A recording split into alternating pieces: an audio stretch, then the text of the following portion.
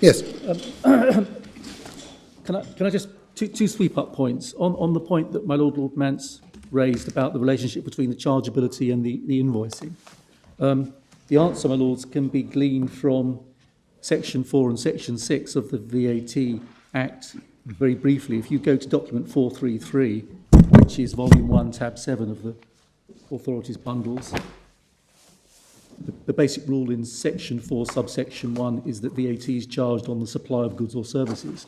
That's the point I made earlier on. It's not on the receipt of the services. Sorry, what did you say?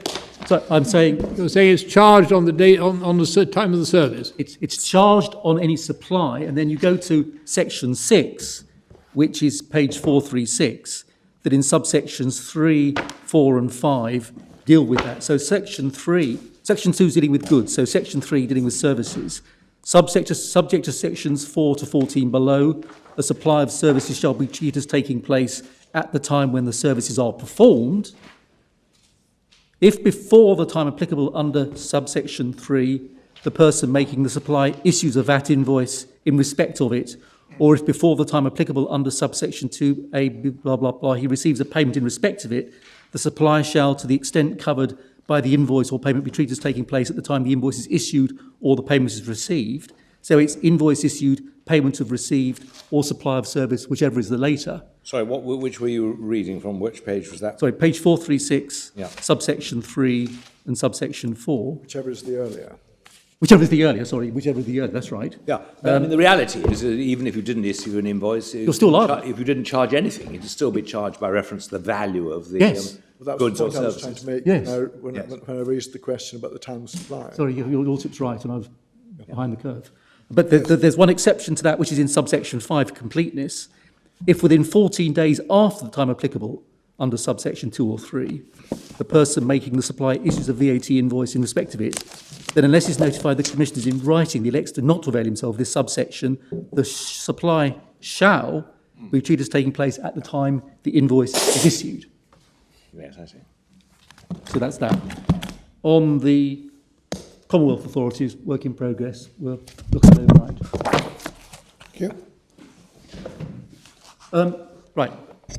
Back to the authorities that Mr. Rabinowitz says show that Section 81 is coterminous with Section 80, subsection 7. The other case, the footnote case, British Telecom and Revenue Commissioners, is explicable on exactly the same basis as I sought to show you the University of Sussex case is explicable. The BT case is at document 1365. It's bundle 3 of the authorities at tab 32.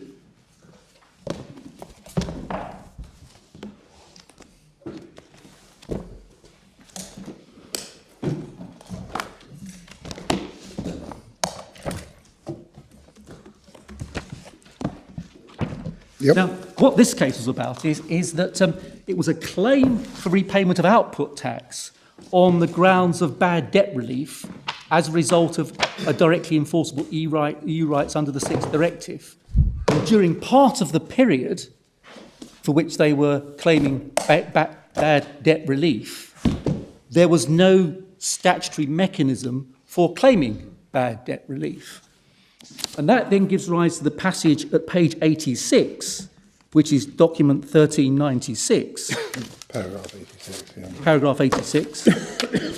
That gives rise to the paragraph that Mr. Rabinowitz relies upon to show that common law claims can exist outside Section 87, and then shows that 87 is coterminous with 81.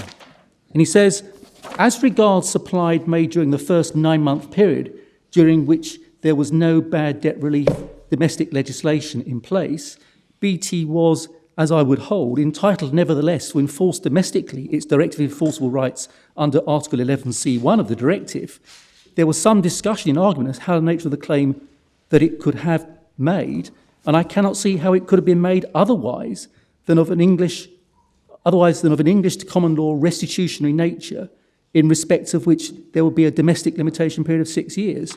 I did not understand either side to suggest anything different.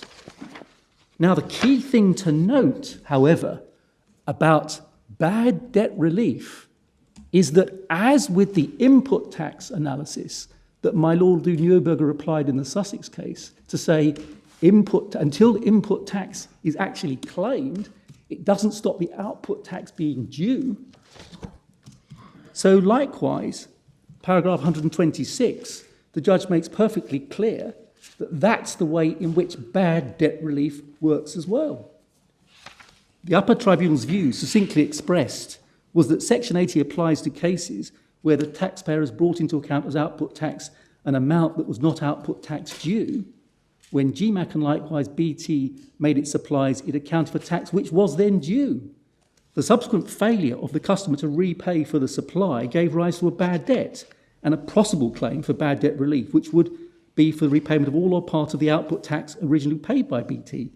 The arising of such bad debt relief did not, however, mean that the output tax earlier paid was not output tax due within the meaning of Section 80. It was and remains so, and the arising of the bad debt did not retrospectively change that. And so the simple fact of the matter is that the reason why it was perfectly consistent with Section 87, having the effect we say it has in this case, not applying to the hypothetical common law cause of action that the judge envisaged in paragraph 86, is because it wouldn't be excluded by Section 80 subsection 7, not because Section 80 subsection 7 is coterminous with Section 80 subsection 1, but because on its own terms it would not be triggered. Section 80 subsection 7 only excludes claims for output tax which is not due, and at the time the output tax was paid, it was due. Was there any discussion of Section 80 in this case? I was going to ask that. I don't think it's set out at one point, but I don't think it's discussed. No. I mean, that's why it's a footnote point. So I think unlike the input tax where it was fairly straight in the frame, he's simply saying this is another case where it was contemplated that the common law restitution claim for output tax being reclaimed could be done by way of a common law claim without it being subject to 80 subsection 7. But there was no Section 80 argument, was there? No. Last sentence, Section 86, nobody was suggesting any alternative. No. But my point is, no one could suggest No. that the claim was excluded by Section 87 because it wasn't a claim relation to output tax not being due. But even if it was, even if that would have been a good argument, the court didn't decide it wasn't, because it wasn't an issue. Yes. That's Lord Reed's point, I think. And then the other cases, I can just simply, I don't think I even need to take you to, I can simply tell you what they're about to show why they do not assist at all. The other two cases fall into the Woolwich case and the Deutsche Morgan-Grenfell case. Both of these cases have even less bearing on whether or not Section 80 subsection 7 is coterminous with 80 subsection 1, because neither of those cases concern an express exclusion at all. Both of those cases are common law claims in unjust enrichment where the question was whether or not they were excluded by the Taxes Management Act 1970, Section 33. And that's the claim, the provision we saw referred to in the Monroe case, which I showed you was an implied exclusion case. The Woolwich claim was a claim for composite tax on dividends on the basis that the statute of instrument requiring it was unlawful, was ultra vires. The Deutsche Morgan-Grenfell claim came for the repayment of advanced corporation tax on the basis made under a mistake of law. Now, in each case, Section 33 did not exclude the claim because the statutory regime it gave effect to was quite clearly dependent upon tax being charged under an assessment. Now, neither tax was paid of this sort was paid under an assessment at all. End of story. Neither of those cases gave rise to any issue as to how that then related to an express statutory exclusion, because there was no express statutory exclusion. The argument was simply based upon implied exclusion, and it was held it was irrelevant. So that's all I really wanted to say, my lords, on the statutory exclusion issue. Right. We now then come to the the EU law issue that does still remain live. And the relevance of the EU law issue in terms of how it fits into the structure of the various issues is, as my Lord Reid pointed out, if I win on issue 1, I don't need issue 2. But if I lose on issue 1, I can still win on issue 2. However, issue 3 introduces an additional complication, because if I lose on issue 3, it doesn't matter if I win on issue 1 or issue 2, because what the investment trusts are trying to do is to say they have an EU right that trumps any absence of a cause of action at common law, or which trumps the exclusion in section 80, subsection 7.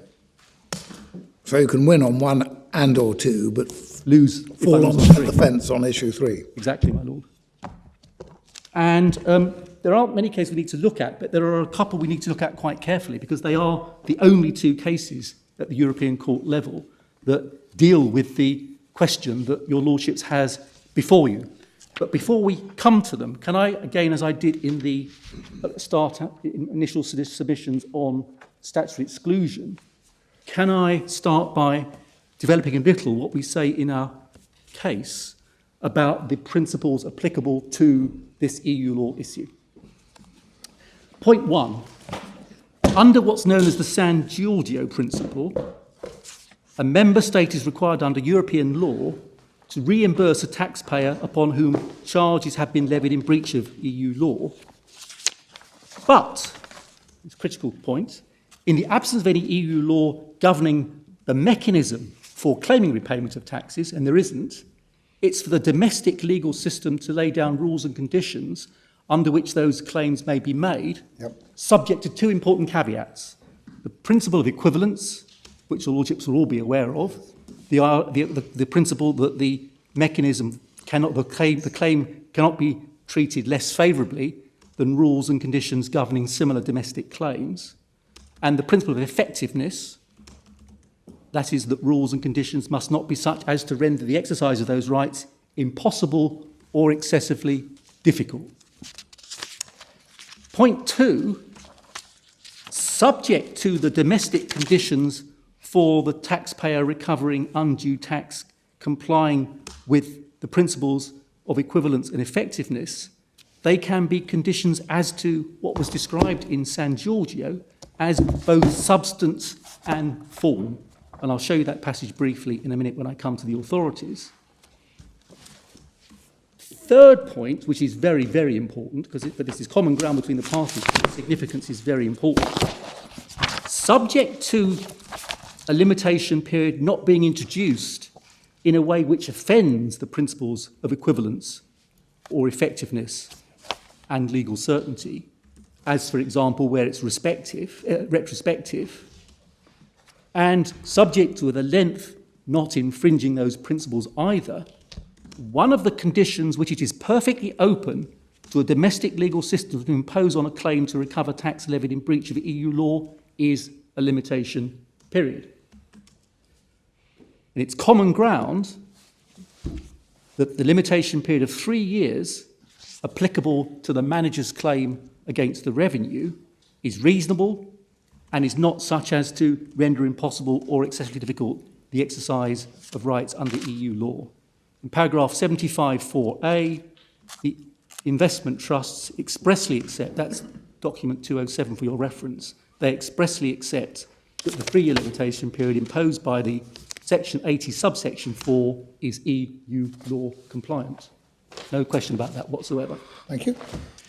They also expressly accept, and it's at page 209, that a 3-year limitation period applicable to a claim by the investment trusts against the revenue would in principle be EU law compliant. But they simply say there isn't one. But if there were a limitation period enacted by Parliament prospectively that said a claim to recover from the revenue money that you paid indirectly to your supplier that got to the revenue is subject to the 3-year limitation period, they'd have no quarrel whatsoever under EU law. Yeah, we got that, yep. And of course, the important thing to note about this is that as in the case of the manager's claim against the revenue under Section 80, that inherently means that in cases where a party wishes to rely upon a decision of a court declaring that tax has never lawfully been due, that limitation period will, at least in part, but in principle, potentially in all cases, claim a bar from being made. That just simply follows from the effect of the limitation period and the mistake of law only being discovered sometime after payments have been made. Fourthly and finally, before I get to the cases, in 2 European Court of Justice cases, but 2 cases only, an offshoot of the San Giorgio principle has been recognised, whereby, in principle, a member state may be required to afford a right to reimbursement not just to the taxpayer from whom it is wrongfully levied, but also to a person to whom it's been passed on. But once again, in the absence of any EU law governing claims for repayment of taxes, it's the domestic legal system to lay down the rules and conditions under which those claims may be made, subject to them complying with the principle of equivalence and effectiveness. And as the 2 cases I will show you show, it's perfectly consistent with those principles for a member state to oppose a claim against the revenue from someone to whom the tax has been passed on if the person has a claim against the taxable person himself. Is that Riemsma and Danfoss? Danfoss, that's right, my lord. Again, subject to the claim not being impossible or excessively difficult, as to which we've seen the only example ever cited by the European Court in each of those decisions is the example of insolvency. Now, let me just turn very briefly to San Giorgio, but then we'll have to deal with Riemsma and with Danfoss in slightly more detail. San Giorgio is at Bundle 2, tab 22, first page is document 1044.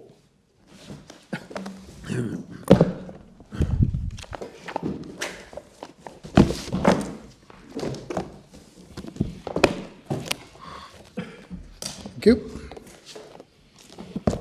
Yep.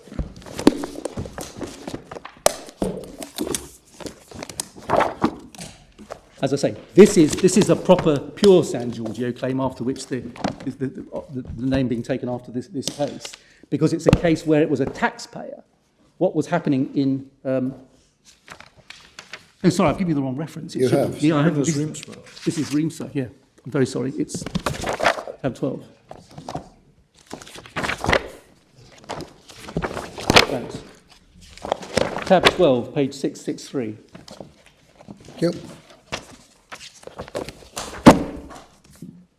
Yeah.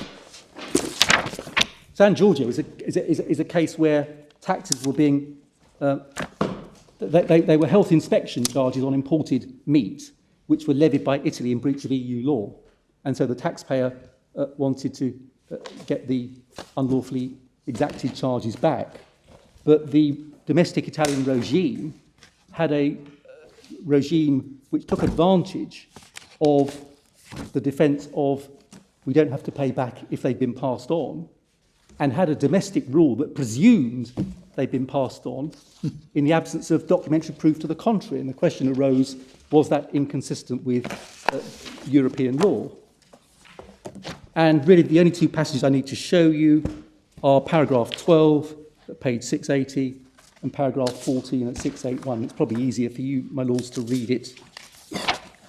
12 and... 12 and 14, 680 you. and 681. Yeah, we'll read that. Thank you. Read those. You want to sit down while we do, so you're welcome.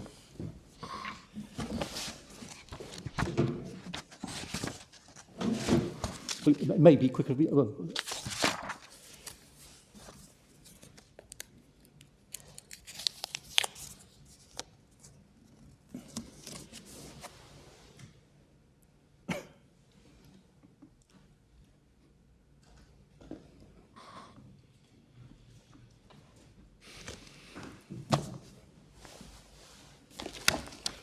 Yes, well, these are well-known principles. yeah, absolutely. And the only reason I wanted to go to it is to show in paragraph 12 that it's a reference there to while it's true repayment may be sought only within the framework of the conditions as to both substance and form laid down by the various national laws, they must not be less favourable than those related to similar claims or such as to render the claim virtually impossible. So it's clear that there can be substantive conditions as well as procedural conditions. But the two key cases, my lords, are Reamsford and Danfoss. And Reamsford, as you know, because I went there erroneously, is at tab 22, 1044. Now, Reamsford is a slightly complicated case because it concerns the interaction of the 6th Directive and the 8th Directive in relation to cross-border supplies. But I don't think that need trouble us too much. Let me just explain effectively the fact pattern with which the European Court of Justice was faced in this case. Reamsford was a German company which received advertising services from an Italian firm in circumstances where, because of the cross-border nature of the supply in that case, VAT should not have been charged by the Italian firm at all.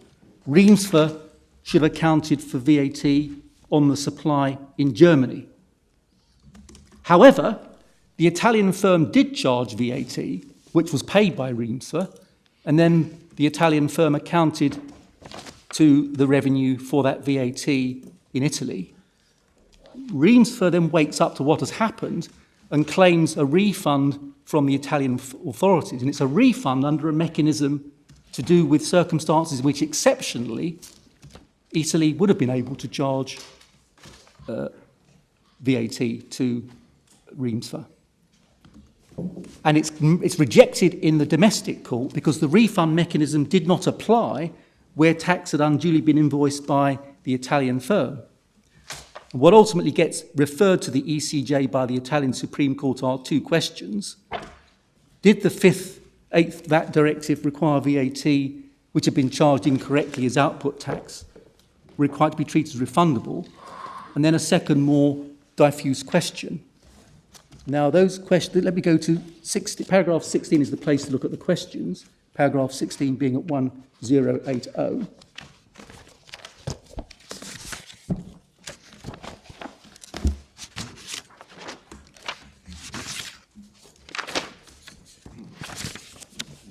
So you can see the first question, are they entitled to claim reimbursement under the reimbursement mechanism? And then that very long, diffuse question in 2, which I'll invite you not to waste time reading, because it's actually quite nicely divided up into 3 parts by the European Court of Justice when they try to answer the questions it poses. Now, in relation to the first question, which we needn't trouble ourselves with the reasoning on, basically the answer is no, the refund mechanism that you are trying to claim under is not a refund mechanism that allows you to reclaim back tax on the grounds it was improperly invoiced to you by the Italian supplier. Question 2 starts being answered at paragraph 29 on page 1085.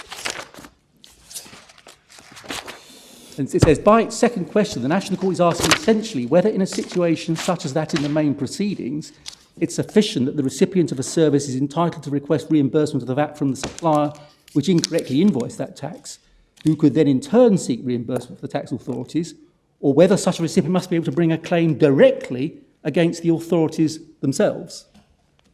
And the question, they say, is divided into 3 parts. The first question is, the National Court asks whether the recipient of a service may be considered, generally speaking, to be the person liable for payment of VAT for the purpose of the tax authorities of the member state where the services are supplied. And the answer to that, my lords, is at paragraph 33. No. Basically, they say, as we've seen from the domestic legislation, the party who is liable to pay tax is the party who provides the supply. The only exception to that are the cases especially provided for in Article 21(1), which we can see earlier on at page 1077, but I can simply tell you, because I don't think this is controversial, that is simply to do with what's called a reverse charge mechanism. That's in the situation in which services, as in this case, were provided on the basis that they were deemed to take place in Germany. The second question is the important one for our purposes.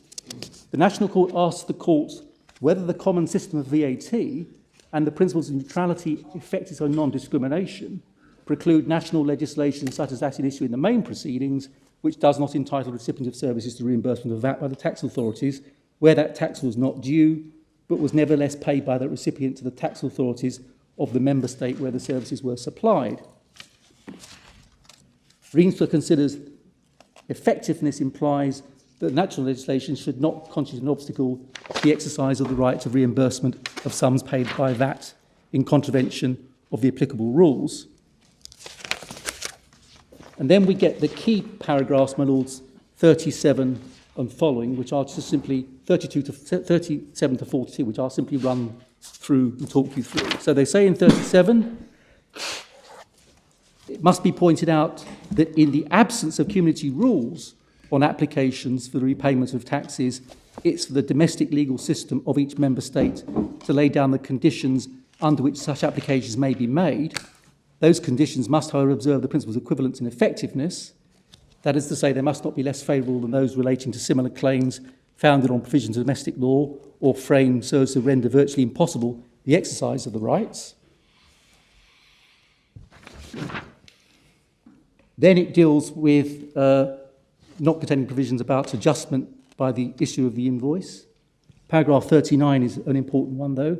In the light of the case law cited in the two previous paragraphs, it must be conceded that in principle, a system such as the one at issue in the main proceedings, in which first the supplier who has paid the VAT to the tax authorities in error may seek to be reimbursed, and second, the recipient of the services may bring a civil law action against that supplier for recovery of the sums paid but not due, observes the principles of neutrality and effectiveness. Such a system enables the recipient who bore the tax invoiced in error to obtain reimbursement of the sums unduly paid. So providing the mistaken customer can get the money back in an action from the supplier, effectiveness doesn't require a claim against the revenue authorities directly. And paragraph 40 goes on to make the familiar point that it's for the member states to work out the detailed procedural rules to decide what mechanisms should be permitted to recover undue tax, because there aren't any detailed rules at the European level. But then we get the qualification. In that regard, if reimbursement of the VAT becomes impossible or excessively difficult, note this, in particular, in the case of insolvency of the supplier, those principles may require that the recipient of the services to be able to address the application to the tax authorities directly. And then you get the answer in 42, which basically summarises what they've said in the previous paragraphs. Why does this section begin at paragraph 34 with the proposition that it's about the recipient of services who's claiming reimbursement of VAT, which was paid by that recipient to the tax authorities? It wasn't. Is that just an infelicity? It's the wrong way around. Anyway, perhaps it just doesn't make sense. I suspect that may mean paid to the tax authorities by the supplier. Yes. Yeah. That makes sense of it. Yeah. Yeah. And then the third question, which it doesn't really take us any further, but just to show you what it is, the third, that it was also being asked whether or not it was inconsistent with European law to prevent a direct claim against the revenue in circumstances where in the direct tax situation there did appear to be a direct claim. I'm not quite sure what that's contemplating, but in any event, the answer in 45 is direct taxation is different from indirect taxation like VAT. Equivalence doesn't have any bearing upon the matter at all. Now, given the very short treatment in paragraph 41 of when reimbursement may have to be regarded as impossible or excessively difficult, it's also useful in my submission, my lords, to see how Advocate General Sharpston fleshed it out a bit in her earlier opinion at paragraph 86, which is at page 1067.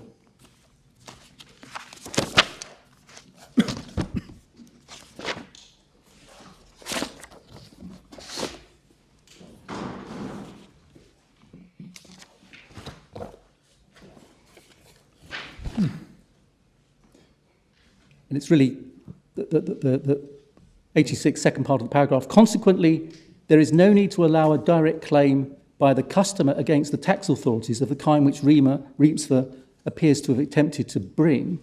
unless the basic system of remedies have been set in train, but as a result of material circumstances unrelated to the merits of the claim, fail to produce the normal outcome. Footnote 52, for example, the solvency of the supplier. And so then when you go to paragraph 92, where she gives her view on the answer to this second question, I'm of the view that where VAT which is not due has been invoiced and paid to the tax authorities by a supplier in a transaction who would have been liable to pay that tax if it had been due, is in principle sufficient in compliance with the principle of neutrality of VAT and the effectiveness of national rules on the reimbursement of taxes collected contrary to community law, for national procedures to allow that supplier to seek reimbursement of the amount from those authorities and to allow the customer in the same transaction to recover that amount for the supplier in a civil action, where, however, success in such a civil action is precluded by material circumstances unrelated to the merits of the claim, national law must provide, in compliance with the principle of neutrality of VAT, the principle of effectiveness and the prohibition of unjust enrichment on the part of the tax authorities for a means whereby the customer is borne the burden of the amount invoiced in error may recover that amount from the tax authorities. So she's clearly saying that it is not inconsistent with having an effective remedy for the purposes of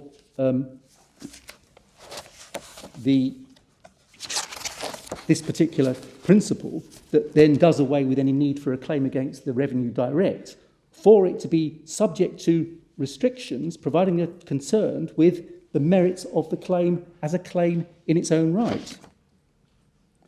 So that's Reemsfer. Final case I'm going to show you before I wrap up with my submissions is Danfoss, which is in tab 14. Neither the judgment nor the opinions, just at a glance, appear to deal with the issues arising where the amount paid by the customer is different from the amount remitted by the taxable person to the tax authorities. It's certainly not addressed head on. I think your Lordship's right. Yes. Yes. It doesn't involve input tax. Danfoss, tab 14, 736.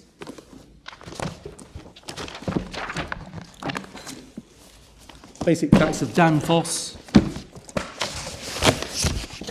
In Denmark, a supplier of lubricant oils charged excise duty to its customers, including Danfoss, and accounted for it to the tax authorities. But it transpired that under EU law, those supplies should have been treated as exempt from duty. The supplier didn't bother to reclaim from the authorities, so Danfoss reclaims the wrongly paid excise duty from the Danish tax authorities, but it's rejected on the basis that it's the supplier who's liable for the duty, who's got the right to recover, not its customer. So the Danish court referred the question similar to the second question in Reemsfer to the European Court, and we can see this at paragraph 18.1 at 767.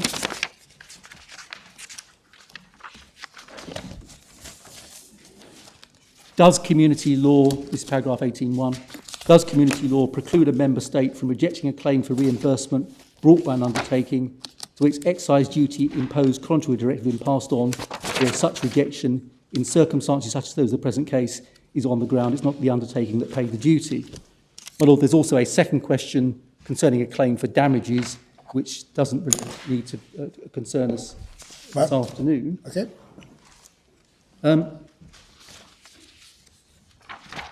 And so you get that, the relevant paragraphs are not very many, they're basically at 768 to 770, setting out in paragraph 19 the first question. And then, in order to answer that question, it should be first borne in mind that the right to a refund of charges levied in a member state in breach of the rules of EU law is one consequence and complement of the rights conferred on individuals by the provisions of EU law prohibiting such charges. The member state is therefore required in principle to repay charges levied in breach of EU law. See, for example, San Giorgio. So it's starting out dealing with the familiar principles applicable in the standard San Giorgio situation arising from when a taxpayer is originally claiming money back from the revenue.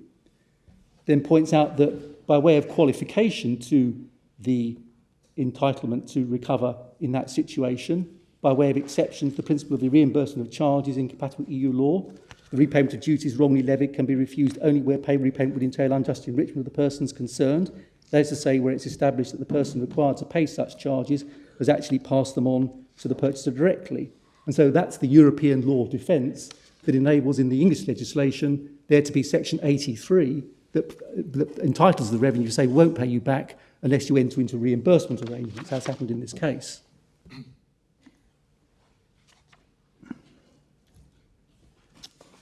Then in 22, they explain why that's the case, why the defence exists in that case. In those cases, the burden of the charge levied but not due has been borne not by the taxable person, but by the purchaser to whom the cost has been passed on. Accordingly, to repay the taxable person, the amount of the charge already collected from the purchaser will be tantamount to paying him twice over, which may be described as unjust enrichment. Then goes on to point out that the right to recover sums undue paid helps to offset the consequence of the duties incompatible with EU law by neutralising the economic burden which that duty is unduly imposed on the operator who in the final analysis bore it. But it then goes on to note in paragraph 24 the point that has been made both in San Giorgio itself and in Riensfer, that in the absence of EU laws governing the mechanism for the claim and the conditions that apply to it, it's for the member state to lay them down, subject to observing effectiveness and equivalence. It then goes on to mention again the neutralisation point. Note, though, can I ask you to make a mental note of both paragraph 23 and 25, because although I'm not going to develop the point now, they have a bearing upon the measure of enrichment issue at the European level, which is the issue that Mr. Rabinowitz is going to open. And so then paragraph 26, been held that if the final consumer is able on the basis of national law to obtain reimbursement through the taxable person of the amount of the charge passed on, that taxable person must in turn be able to obtain reimbursement from national authorities. And then it says in the same way and deals with the Riensfer case. And then the guts of the conclusion in 27, 28 and 29. It follows that a member state may in principle oppose a claim for reimbursement of a duty unduly paid made by the final consumer to whom the duty has been passed on the ground that it is not that consumer who's paid the duty to the tax authorities, provided that the customer who in the final analysis bears the burden of that duty is able on the basis of national law to bring a civil law action against the taxable person for recovery of the sums unduly paid. However, if reimbursement by a taxable person is proved impossible or excessively difficult, in particular in the case of the insolvency of that person, again, the only example given, the principle of effectiveness requires that the purchaser be able to bring his claim for reimbursement against the tax authorities directly, and to that end the member states must provide the necessary instruments and the detailed procedural rules, and so they then give the answer in 29. How is that done under English law then, in the case of insolvency? There is no direct English case that... It's just that this says that the national rules must provide for the case of insolvency. Yes. Do they? I presume it's normal rules of insolvency, a normal claim in an insolvency.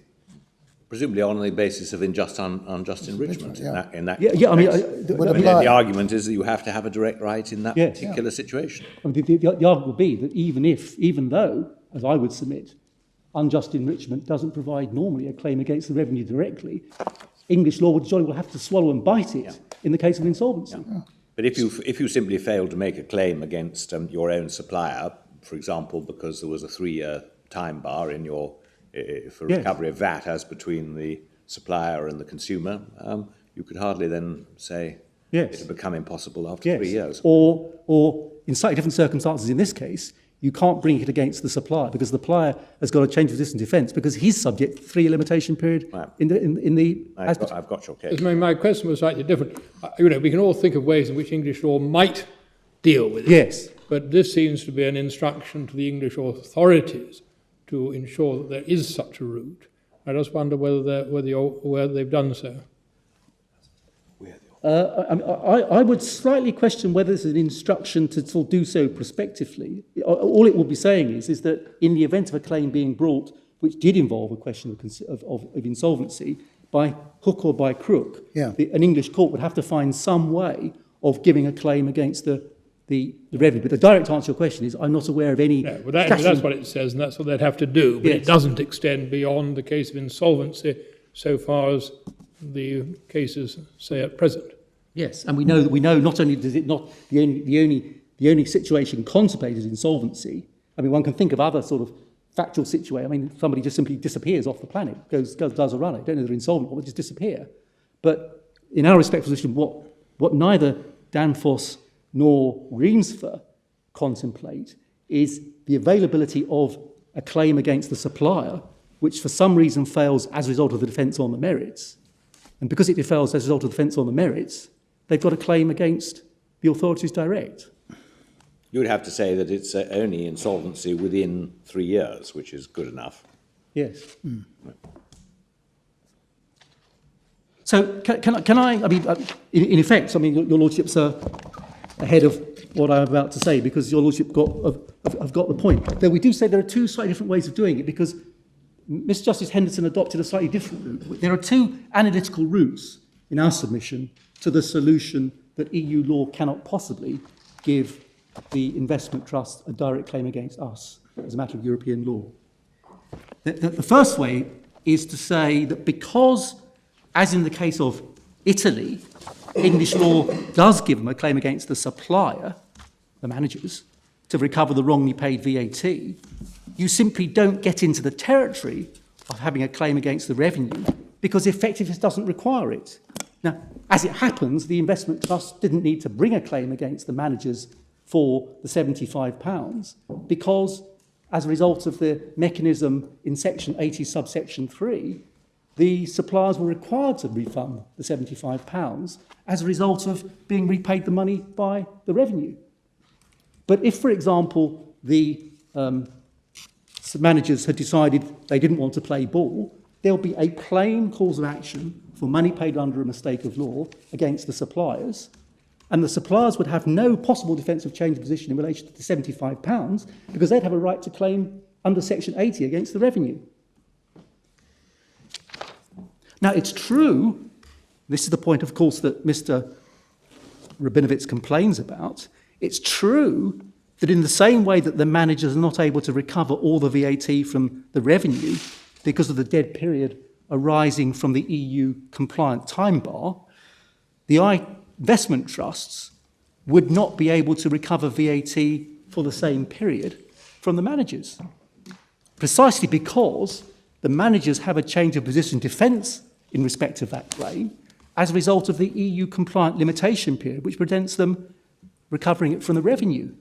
But the important point, my lords, is this: the temporal attenuation of the investment trust's claim against the managers does not mean their unjust enrichment claim can be regarded as impossible or excessively difficult in the sense in which the words are used in Reamsfer and Danfoss, any more than the managers could say that their claim was impossible or excessively difficult as a result of not being able to recover anything back from the revenue in relation to the dead period.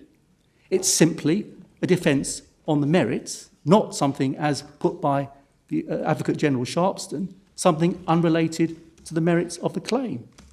Can we just take this a little bit more slowly? Yes. Just going a little bit fast for me, anyway. We're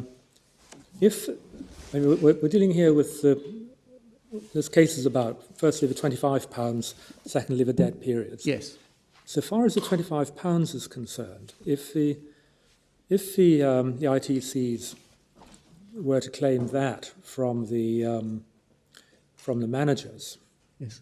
leaving aside time bar for the moment, if they claimed that, there wouldn't be any change of position defence. I say not. Mr. Rabinovitz. Yes, he says there is because effectively they didn't actually pay it to the revenue, but they got a credit effectively in the accounting system. Yes, and then he says that although that was reversed, you can't rewrite history, and so at the time before it was reversed, it was still... It's a temporal argument. Exactly, yes. But subject to that sort of point, you're absolutely right, there's no defence at all, as the Court of Appeal held, to a claim for the £25. Yeah, yes. The fact of the matter is that the managers have effectively retained the £25 without, under a proper understanding of VAT law, being entitled to keep it. Yes. Yeah. So far as the dead periods are concerned, I'm not sure I understand why you say the managers have a change of position defence there. Could you just clarify? Yes, because the managers will say, you paid us £100 during the dead period. We paid over the £100 to the revenue, and we can't get the money back because we're subject to a time bar defence. We've changed our position in good faith by paying over to the revenue the money you paid us. And unlike the money we paid over by mistake within the limitation period, we can recover it back. And therefore, we've got no defensive change of position. In relation to the money we can't get back, we've changed our position and we're worse off and we have to give you back the money. Is it a good defence? I mean, at the time when they failed to make a claim, the state of knowledge about EU law, EU VAT law, was such that a claim could have been made. Is it not? Well, because they could have discovered what the law was themselves without waiting for the decision in Cleverhouse. Oh, no, I'm really just needing these timings just to get them clearer in my mind. Yes. Are the dead periods before the decision in Cleverhouse? Yes. Yeah. Yes. So 96 to 2001. Yes. Chronological, my lord. 2004 is when the claim is issued as a result of, I think, the issue of the JP Cleverhouse decision. The dead periods run from 1996 to some point in 2001. Yeah. So before the discovery of the fact that it might have been a dislocation. Yes. So what the facts of this case show you is an example of the proposition I advanced as a general proposition when dealing with the effective limitation. What this shows you is once you have a limitation period, but you have a mistake of law doctrine that may mean that you only discover sometime after you've made the payment that you've made it by mistake, the effect of a limitation period will inherently be to bar a part of the claim. Yes. Yes. Because it could be said that there actually is a case that's not in the bundle called Leaves Hippodrome, where quite a rough line's taken on this and says, well, you should jolly well discover your rights, not wait until somebody else litigates and says that you should have the money back. But, leaving that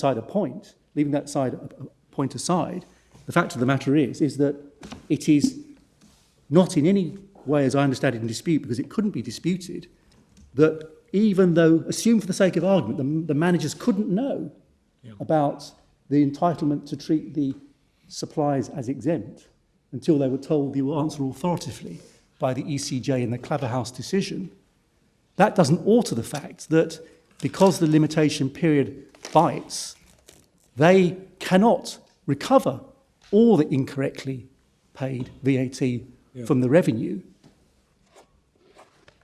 And it's not suggested that it is in any way inconsistent with the principle of effectiveness that should be so. Yes, the limitation period here doesn't depend on the knowledge of the claimant at all. It's not like the Limitation Act. Exactly.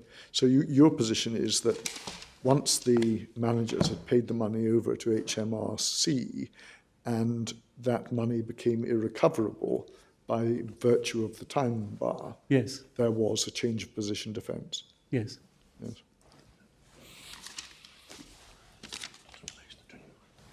Yes, the £25 is a different issue because the 25. I'm talking about the dead period. No, not for the dead period. No, you're right. Yes. Yep. Does that answer my Lord Reed's question? Yes. The £25 argument depends on the fact that the managers the assertion that the managers are still liable to reimburse because they were never entitled to set it off on the hypothesis of an exempt supply. And so our short answer to that is you should get it back from the managers. In fact, 2 of the 3 managers have paid it back. It's only one of them, test claims, who haven't. I suppose your only remedy would be if you said that the British state was at fault in enacting legislation which failed to give you, which failed properly to reflect the VAT directives, then you might have a factor claim if you were in the position of the respondents. Yeah. That's not the way it's put here. Well, it hasn't been put that way, no. It's, No. You'd have to meet the criteria and involve manifest breach and so on. Yes, quite so. So effectively,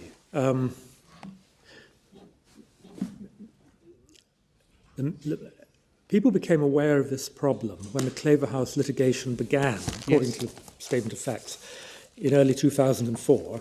And so claims were then put in going back to 2001, which was the 3 years allowable under Section 80. That's right. And the consequence was that claims couldn't be brought by the managers in respect of the dead periods. Yes. But those claims were, I mean, although they didn't know they had the claims, They didn't know. The fact of the matter was those claims were already time-barred before they realised they had them. Yes. And that situation is regarded as acceptable under EU law, so far as the managers are concerned. Yes.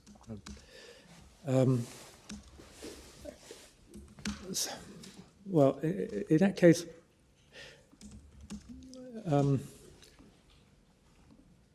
if you're right about the scope of Section 80, is there a problem? If the effect of that is that the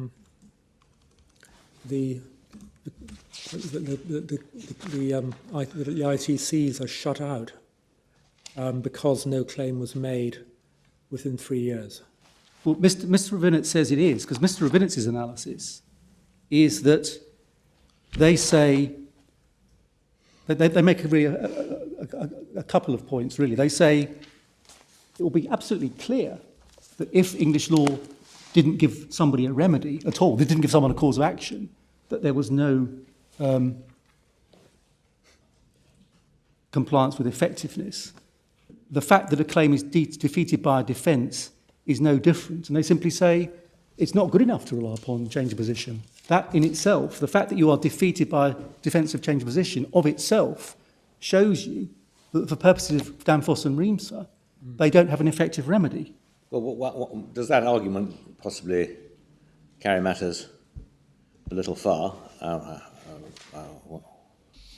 mean, on that argument, Section 80, subsection 7 is, again, depriving someone of an effective remedy after 3 years. Yes. If, due to your own mistake, you fail to realise you have a claim, Section 80, subsection 7 bars the manager's claim. Why can't they say, well, that infringes the position of a principle of effectiveness? I agree with Yeah. that. And likewise, they would also accept that if there were a limitation defence expressly enacted, Right. Yes. no problem at all. Yes, I mean, really what I'm wondering is, the way you've presented the argument is, if I win on Section 80, I can nevertheless be defeated on the EU point. I'm really, what I'm wondering about is whether Section 80 might not provide an answer to the EU point. Really what you're saying is Section 80, in Section 80, Parliament has provided a scheme for dealing with the sort of issues that were addressed in Danfoss and Riemser.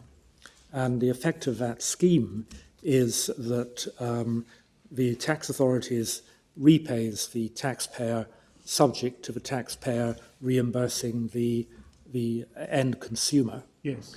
The whole thing is subject to a 3-year time bar rule, but there's nothing objectionable about that applying San Giorgio. Yes.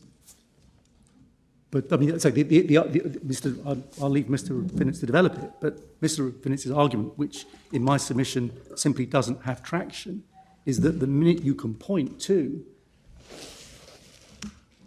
the domestic legal system having a defence on the merits that stops the investment trust companies getting back all the incorrectly paid tax.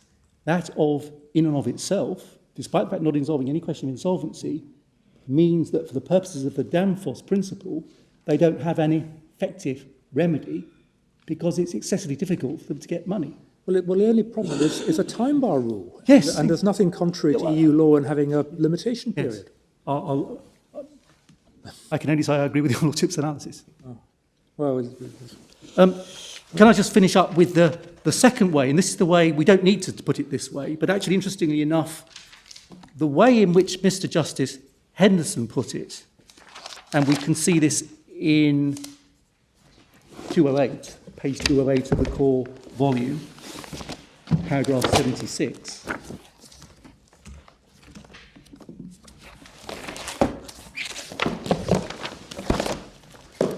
I think for reasons that my Lord Reid has just given, the way we put it is, strictly speaking, the preferable way of analysing the situation. I'm sorry, I'm giving you the wrong reference again. Paragraph 76. Yeah, no, this is, that's completely wrong reference, my Lord. We need to go to, that's to the point being made by Mr. Rabinowitz. We need to go to the judgment.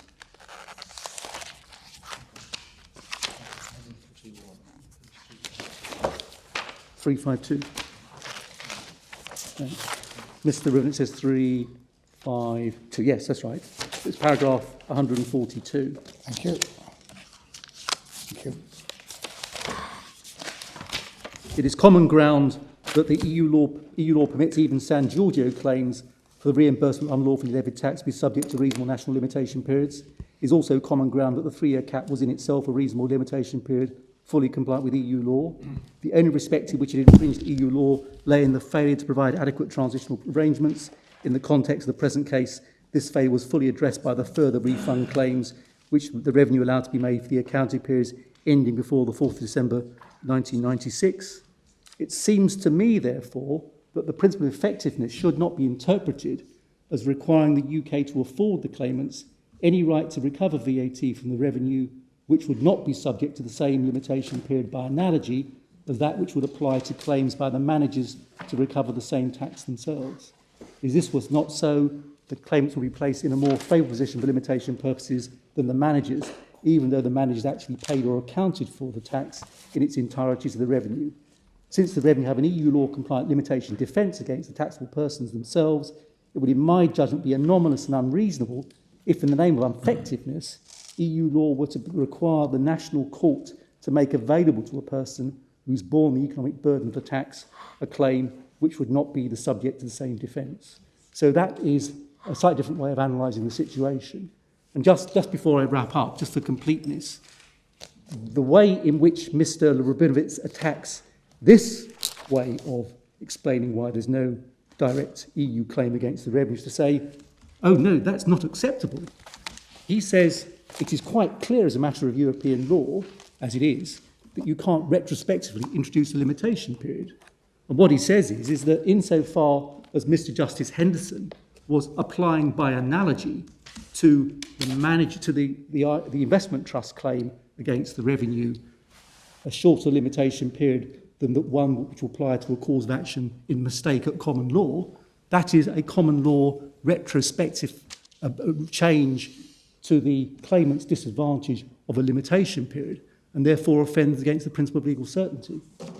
Sounds right. It sounds...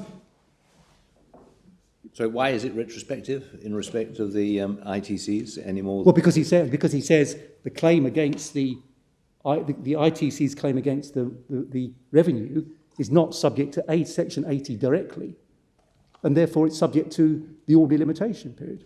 But But you're not introducing it retrospectively. You're either introducing it or you're not introducing it. Well, you're either referring to it or you're not referring to it. no, the way I think the way I would put it, my lord, is this: if there were a common law claim against the revenue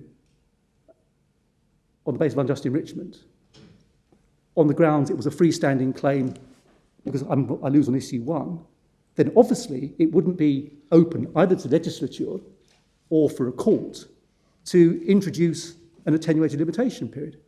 But of course, if Mr. Rabinowitz can actually show you that he's got a cause of action at common law, this issue becomes utterly irrelevant. This issue only arises if he hasn't got a common law cause of action and has to say the English court needs to give rise to a cause of action that wouldn't otherwise exist in order to give them an effective claim. And therefore, if, in order to give rise to that cause of action, Mr. Justice Henderson says, well, I will give rise to it in principle if I need to, but I needn't give rise to it so as to extend beyond the limitation period that applies in any event, that's not in any way affecting an existing limitation period. It's simply defining the ambit of the European law right to which you have to give rise, to give implementation to if you do. So, my Lord, if any other questions I can ask, those are my submissions. Thank you very much indeed, Mr. Moriarty. Thank you. Mr. McNabb? Mr. Rabinowitz? My Lord, can you give me a moment just to take the... Yes, of course, of course. I mean, I think that while you were doing that, Mr. Moriarty was going to finish at 3:30. He's done very well. I think probably we don't need to sit beyond 4 o'clock today. And I propose we do that unless that puts anyone in the difficulty. We'll rise at 4 o'clock.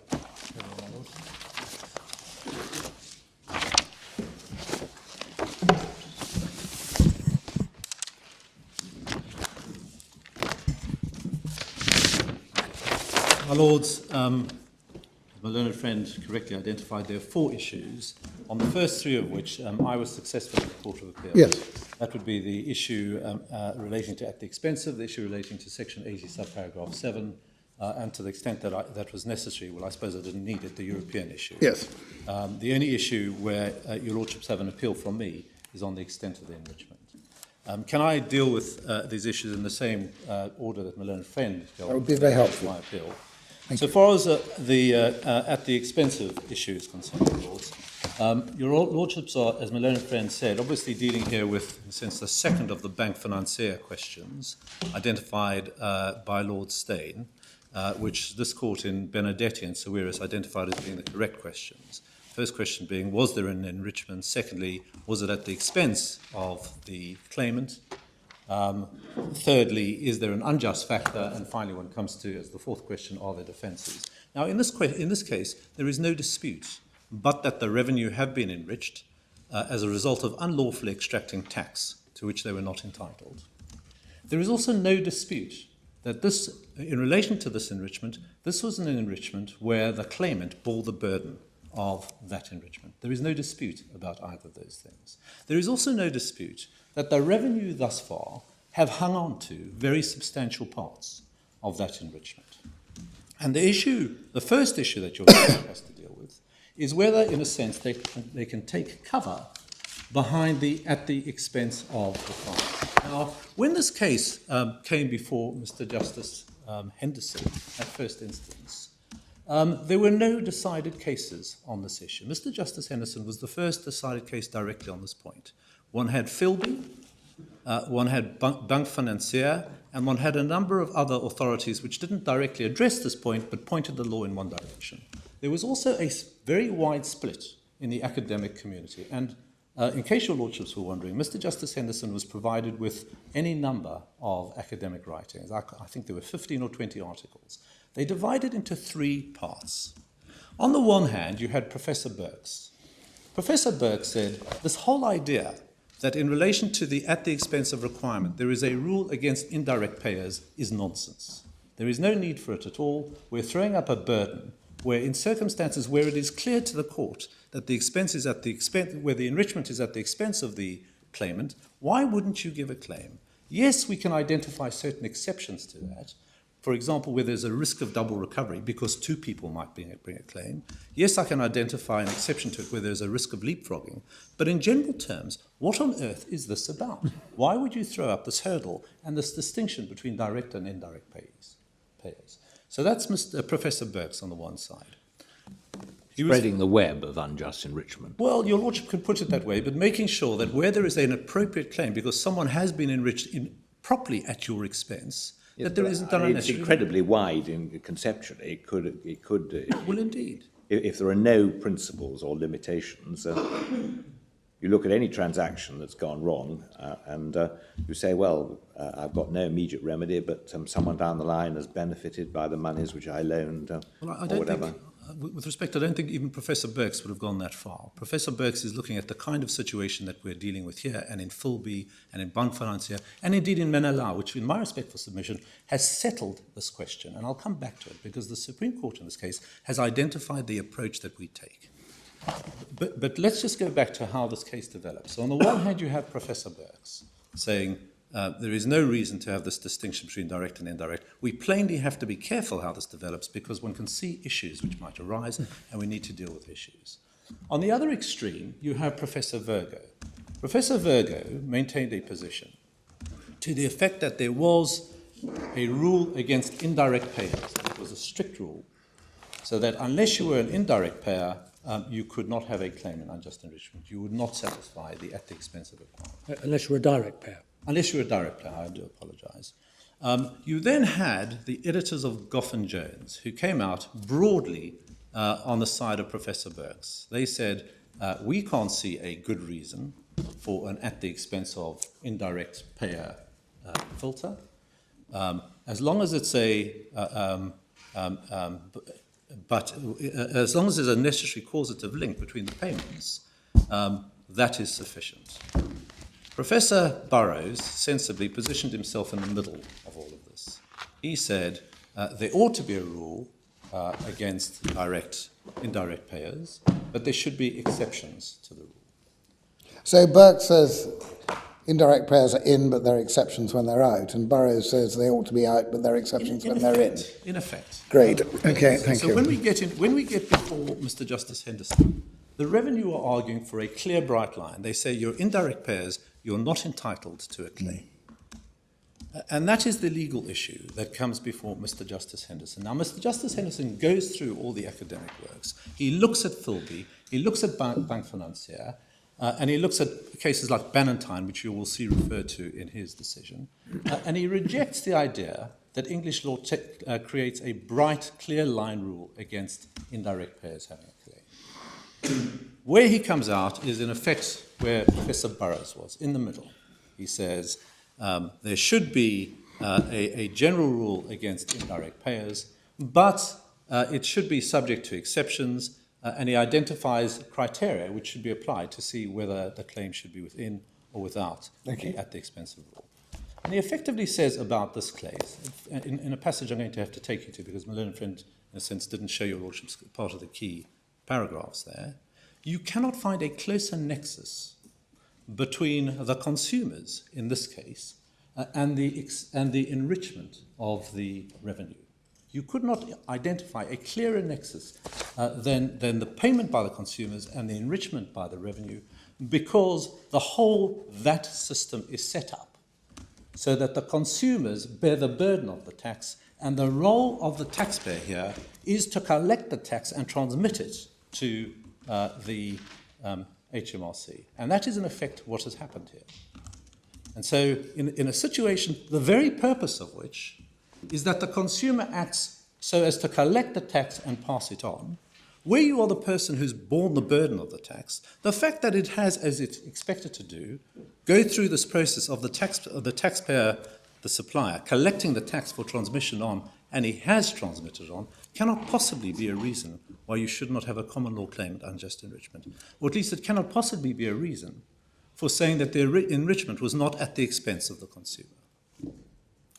As I say, he identifies certain criteria, one of which is to say you have to check the nature of the connection between the enrichment of the defendant and the expenditure, in a sense, the transfer by the consumer. And it's sufficiently close, he doesn't use those words, then subject to being satisfied about leapfrogging, subject to being satisfied about double recovery, this cannot be a reason to deny a common law claim at unjust. But it's actually, I mean, when you pay a VAT invoice, you assume, I think, or you hope that the person who pay it, your supplier, is going to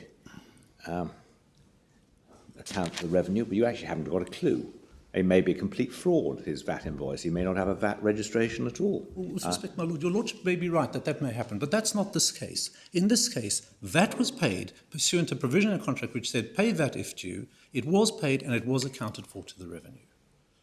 Now, I need to come on to other connections, because although my learned friend makes assertions about, I don't mean that pejoratively, presents the VAT system in a particular way. When you look at the VAT system, provisions like Section 36, which deal with the bad debt provision, make it absolutely plain that the only basis upon which the payment is made by the consumer is that it will be accounted for to the revenue. And indeed, the only basis upon which the taxpayer pays the revenue is on the basis that he is going to get paid by the consumer.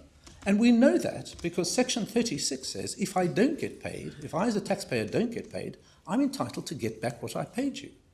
Now, there could not be a clearer direct link between the consumer bearing the burden and the enrichment of the revenue than that. And what I'm going to be submitting to your lordships is that when you get to Menalao, the way in which Menalao satisfies the causation test is in exactly the same way. It says the security was released on the basis that a new security would be provided, and that is how the enrichment occurred. And that is why I used the phrase on the basis that, because it is precisely the same description that one can apply to the taxpayer accounting to the revenue for the amount that he has collected or expects to collect from the consumer. If the law recognises a cause of action in unjust enrichment against the direct transferee, in this case the managers, don't we have to think about what the rationale is for simultaneously recognising a second cause of action against another person? Well, indeed, and I accept that. I mean, that'd be very unusual. It's very unusual in the law to have causes of action under the same branch of the law against two parties simultaneously in respect of the same thing. With respect, my lord, I would respectfully answer in this way. There is a cause of action available against the manager, as your lordship will appreciate, in unjust enrichment, because there's no reason why they shouldn't be. But the very way in which the tax system is supposed to work, the VAT system is supposed to work, is that the manager is going to, I'm calling him the manager because it's the manager in this case, but the taxpayer, the role of the taxpayer is to pass it on to the revenue. In other words, one is producing a situation where the very structure of the tax system, of the VAT Act, is that the manager will have a defence of a change of position defence, because it's not intended that he should hold on to that money. The whole purpose is that that money is collected by him so as to be transmitted onto the revenue. Well, subject to deduction. It wasn't all transmitted here, for example. And none of it might have been transmitted if he'd had large enough input. With respect, my lord, he has to account for the full amount, and whether or not he transmits it or not, the revenue is enriched by the full amount accounted for. I don't think there's a dispute between my learned friend and I about that. Well, there certainly is an argument about that in this case. There's no argument about that. The argument about that in this particular case is what happens when subsequently a manager decides to rely on a directly effective right from Europe so as to prevent the UK, the government, from relying on English law. In those circumstances, the position is different. The question that then arises is, well, what does that do to the question of whether there was a £25 credit? Do you retrospectively extinguish what happened in the past? But there's no question between us that if the manager hadn't elected here, he didn't need to elect. If the manager hadn't elected here to rely on his directly effective rights, the manager would have had a defensive change of position, because the manager can perfectly entitled say, I want to be subject to the VAT system because my credits, my input credits, make it worth my while. I'm accounting to the revenue. I've paid on what you wanted me to pay on. You don't have a claim against me. But do you say that you could have recovered from revenue then? In that Undoubtedly, without doubt. And I would submit both as a matter of English law and certainly, and I'm going to take you to an example which is shown in paragraph 69 of the Advocate General in Danfoss, certainly as a matter of European law. That is the quintessential type of position where we would have a claim. There's no question about it that we'd have a claim in euro law. The question I'm having to address is whether we should have a claim in English law. And what I'm trying to address is whether there's anything based on the general principles of unjust enrichment, which should mean that I don't. Now, I can quite understand that we come to a statute. There may be a statute, my learned friend says there is a statute, which stops me doing this. But if there isn't a statute that stops me doing this, and this is a situation in which I can properly say that the enrichment of the revenue undeniable and undenied is at my expense, then why shouldn't I have a claim as a matter of the common law? You rely on the whole VAT system to say, as Mr. Justice Henderson does, that there's no clearer nexus. But if the supplier charged a sum which didn't have a separate entry for VAT, a gross sum, that supplier would be obliged to account to the revenue or pay to the revenue a VAT element on the price he charged the consumer.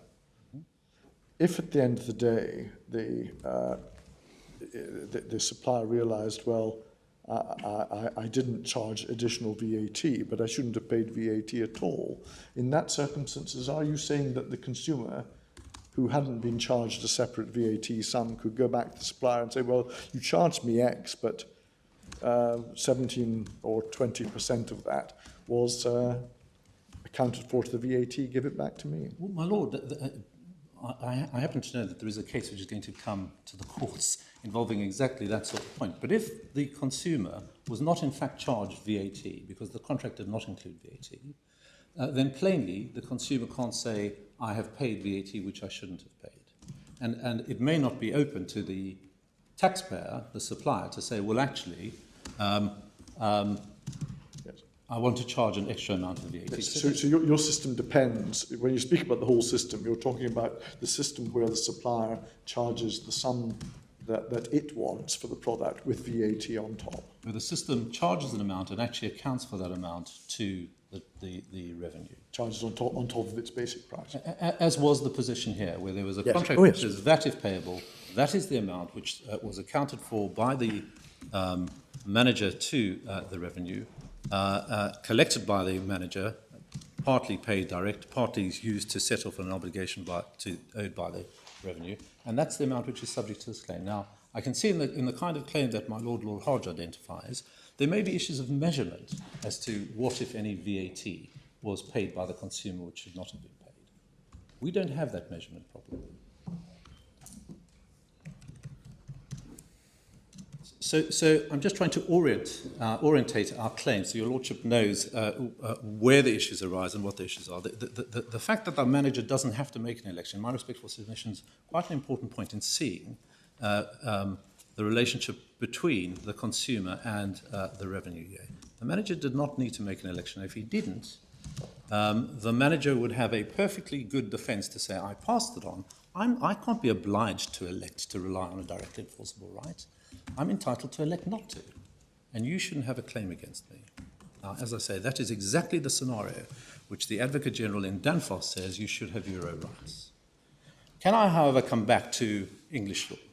What I would like to do, if I may, is to say something about how English law has developed since Mr. Justice Henderson's decision in this case at first instance, and then to say, having regard to how English law has developed, how does it apply to the circumstances of this case, and what does one make of the two objections that my learned friend identifies as to the application of the existing test to the present case? My learned friend showed your Lordship Mr. Justice Henderson's decision. There were two aspects, in a sense, to his decision. The first was the rejection of the idea that there was a bright line rule and the articulation of a rule subject to exceptions which identify looking at the connection, etc. The second was his analysis of the law in this area and his articulation of a principle which said that if, as a matter of commercial or economic reality, the burden of the payment, like the burden of the transfer, whatever you want to call, is borne by the claimant, that is sufficient to give rise to a claim. Now, as you would expect, Mr. Justice Henderson didn't make that up. He extracted that principle from Bank Financier, where it was articulated, I think, by Lord Steyn in the House of Lords, and he extracted that analysis also from a case called Philby. It is an analysis which has been accepted and adopted by the Court of Appeal on 3 occasions, at least 4 occasions including this case. My learned friend showed you, your lordships, that. Menelau, RTC, Telfo, and this case as well. But more than that, my lords, it is an analysis, both limbs of Mr. Justice Henderson's analysis have been accepted by this court as recently as this year in the Menelau decision. 4 of Lord Justices, of your lordships, accepted both that Mr. Justice Henderson's basic analysis was right, that there was no direct rule, a rule against, a bright line rule which excluded any indirect claims, but it was appropriate to have a rule against direct providers subject to exceptions. And this court also accepted that it was appropriate to look at the commercial and economic reality of the position. Not only that, but as I'm going to show your lordships, with the exception of Dr. Wilmot-Smith, who doesn't actually comment at all on the economic and commercial reality test, and plainly harks for simpler days where there was simply a rule against indirect providers, all of the academics who have looked at this question regard Mr. Justice Henderson's analysis as being correct. Is it actually required in order to explain the leading cases? The Rolfo one we looked at seems a very straightforward case of simply a conduit. The arrangements that were in place for the money, well, one payment triggered another payment,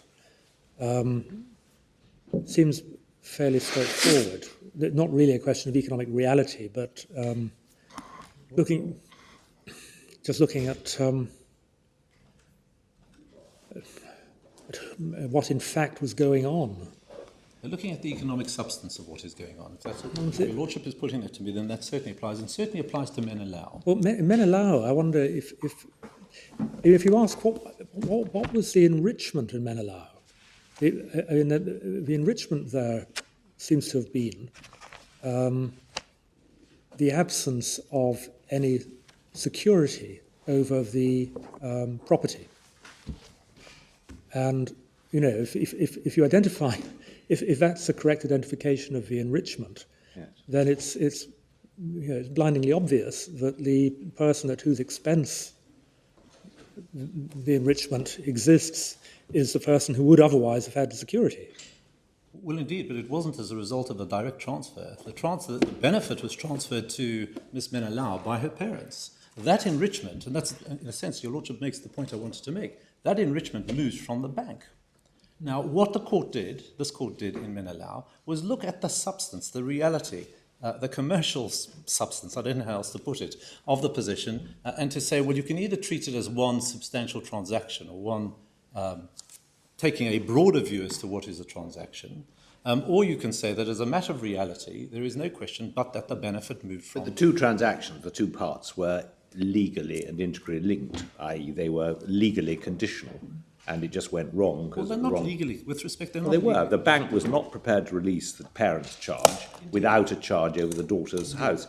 And Yeah, but the daughter, with the house was contractually bought by the parents, but they directed the transfer of the purchased house, which should have had the charge over it, to the daughter. That was not, in one sense, an integral part of the transaction, although we said that the whole thing could be looked at as a single exercise, but it wasn't. It was done on the basis that there would be this passing of security, and that's why I make the point about Section 36. The whole basis upon which the taxpayer accounts to the revenue was on the basis that he's going to be paid by the consumer.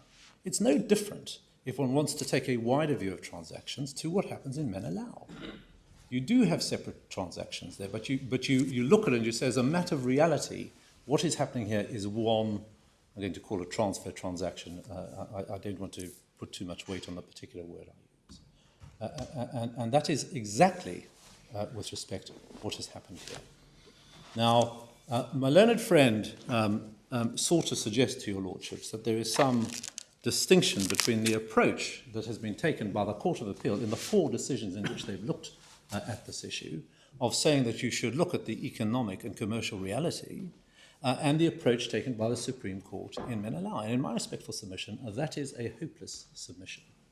And I'm going to show your lordships why that is so.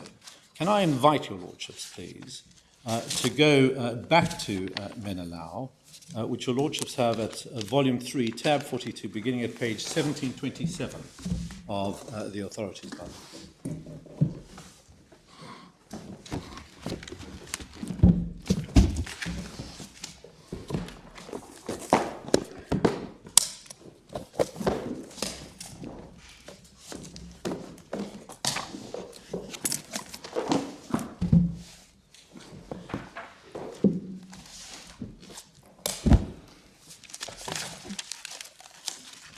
Now, I'm not going to go through the facts because my learned friend has taken your lordships through the facts. The two leading judgments, in the case of going to put it that way, were those of Lord Clark and my Lord Newberger. And as I say, both judgments support the approach taken by Mr. Justice Henderson in the present case, including in relation to the question whether it is appropriate to consider the economic and commercial reality when determining whether there was a sufficiently close causal connection. And so as to permit a claim in unjust enrichment to the claimant to recover for enrichment from the defendant. If I can invite your lordships first to go to the judgment of Lord Clark at paragraph 23. I suspect many of these paragraphs my learned friend will have taken. I can just take your lordships back to emphasise different words. I can just take your lordships through 23 to 25.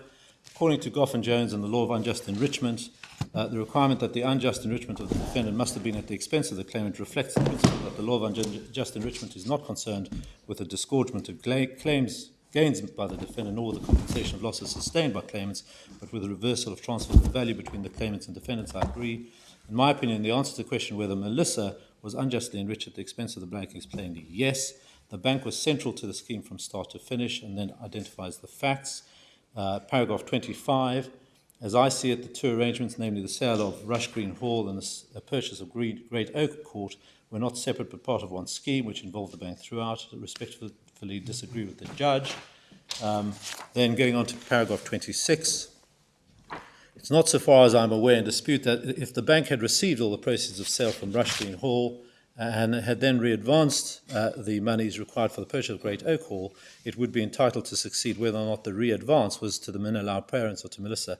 It is submitted on behalf of the bank that if that is so, it would be pure formalism for subrogation to be precluded simply because the monies remained in the Bolter's client account and were not paid to the respondent between the sale of Rush Green Hall and the purchase of Great Oak Hall, just as Lord Steyn commented in Bank Financier that it would be pure formalism for the interposition of Mr. Herzig between the loan of BFC and its advance and Park's obligation to repay to be treated as altering the substance of the transaction and the result of the claim. In the facts of the instance case, the facts remained in Bolter's client account and were not paid to the bank because of the pre-acquisition agreement. I'm not sure I need to read that.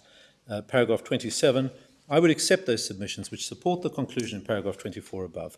I would reject the submission that there must be a direct payment by the bank to Melissa. Such a requirement, while sufficient, is not, in my view, necessary because it would be too rigid. As I see it, whether a particular enrichment is at the expense of the claimant depends on the facts of the case. The question in each case is whether there is a sufficient causal connection in the sense of a sufficient nexus or link between the loss to the bank and the benefit received by the defendant here, Melissa. And just pausing there, that is exactly the test that the learned judge applied in this case, and indeed that the Court of Appeal in this case accepted. And he then, Lord Clark then refers to Mr. Justice Henderson at paragraph 28. If I can pick it up at paragraph 30, your Lordship sees there that Lord Clark then refers to the fact that ITC and the considerations identified by Mr. Justice Henderson have been endorsed by the Court of Appeal on a number of occasions, using slightly different expressions each time.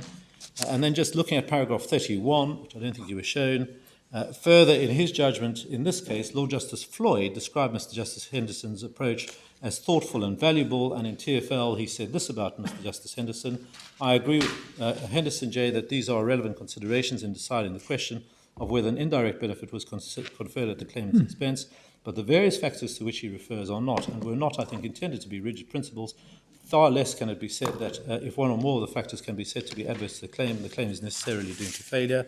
That approach seems to me to be consistent with the approach of the Court of Appeal in ITC, where Lord Justice Patten said at the end of paragraph 69, "We consider that the correlative of taking a broad approach to the first consideration by taking account of economic or commercial reality is that it is important not to take a narrow view of what under the third criterion would conflict with contracts between the parties or with a relevant third party in a way which would undermine the contract." That seems to me to be a sensible approach. And in just pausing there, in my respectful submission, it is plain from what he said there that Lord Clark is endorsing what Lord Justice Patten had said and the Court of Appeal had said about looking at economic and commercial reality. And then just... Just hold it. Looking at what Lord Clark says in the last sentence of paragraph 27, is there not force in the point made by Dr. Wilmot Smith that there must be more to it than... what's said might be fair enough in the context of that case, but as a general rule, it can't be enough simply that there's a causal, even a direct causal connection. And my case is not that that is enough, but my case is that in this case, the position of the ITC goes very much further than that. Mr. Justice Henderson didn't think it was enough. Mr. Justice Henderson, as I shall show your Lordship, talked about the need for a strong causal connection. And what he found in this case is that there couldn't have been a closer nexus between the two. So in a sense, he's not relying on the Goff and Jones, it's enough if you satisfy a but-for test at all. He's looking at the substance of the case, and he's saying in circumstances where the claimant has actually borne the burden of what it is that of the enrichment that the defendant has benefited by, and indeed was intended to do that, then you cannot find a closer nexus. He's not just saying any causal connection is sufficient. In a sense, the other Wilmot Smith point is also picked up in paragraph 27, last sentence. It is a question of sufficiency in each case, but sufficient immediately becomes self-fulfilling or circular. Because the question is it a sufficient nexus for the purpose of establishing a claim in unjust enrichment? It's open-ended, and it requires that the court look at the facts. No, but what are the factors we're looking for? What are the criteria? There must be some guidance as to what is sufficient, mustn't there? Well, in a sense, if you can say of a particular transaction that looking at it as a whole, I can regard this as a whole, looking at it broadly as a single transfer, as a single transaction, then that would be sufficient. If you're looking at the situation which we have, we can, in my respectful submission, plainly bring ourselves within the analysis of saying that the money was borne by us and accounted to for the revenue as part of a single transaction. I don't have a difficulty with that. I don't mind if that is the rule that one applies. Another way of looking at it is... It is, in effect, a single, direct transfer. Is that it's not a direct transfer. What is the test? You're saying it should be a single transaction, but a single transaction under which... What? Under which the court is satisfied that the enrichment of the claimant, of the defendant, can properly be said to be at the expense of the defendant.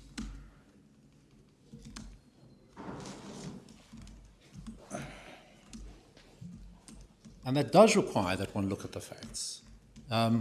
As your lordships will see, when we come to look at Professor Virgo, who is still in favour of a maintenance of a direct providers rule, Professor Virgo, the authors of Goff and Jones, all regard this as a case which would satisfy any test that one would apply to come within the ambit of being at the expense of the claimant.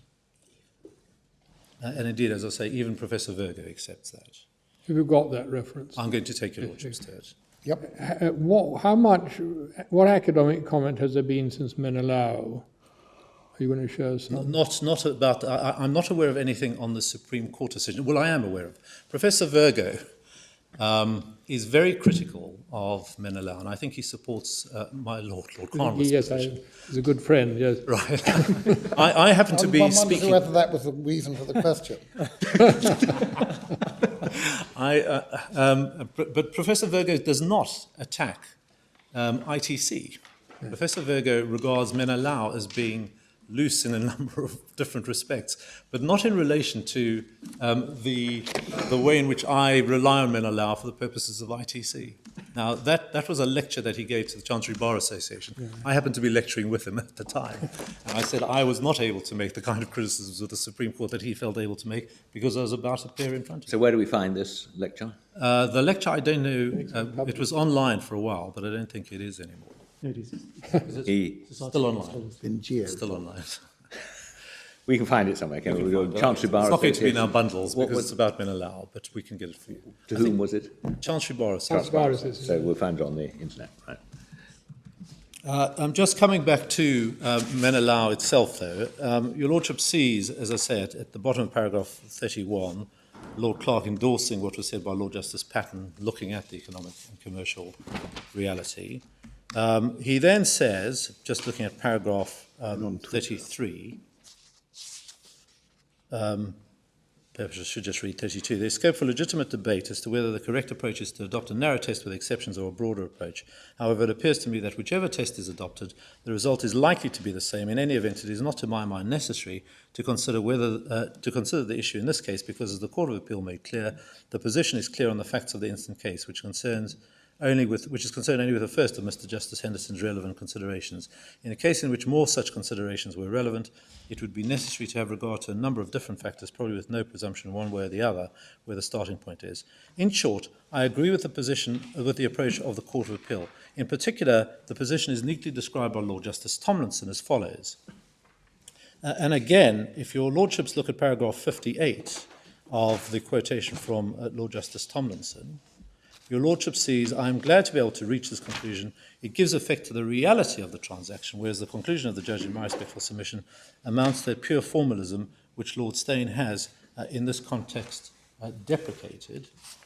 Then, if I can show your Lordships next, in my Lord Newburger's judgment, beginning at page 1748,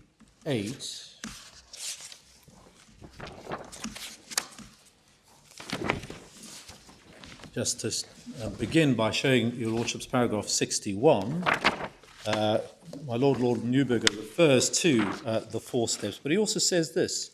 I agree with what Lord Clerk says in relation to those 4 questions in this case in paragraphs 19 to 35 above. Now, 19 to 35 includes the references to the commercial and economic reality endorsement, and indeed with the analysis of Lord Justice Floyd in the Court of Appeal, paragraphs 29 to 42. And just to put this beyond any doubt, can I just show your Lordships what is said by Lord Justice Floyd at paragraphs 29 to 42. You'll find that at page 1717. Begins, it's in the previous tab.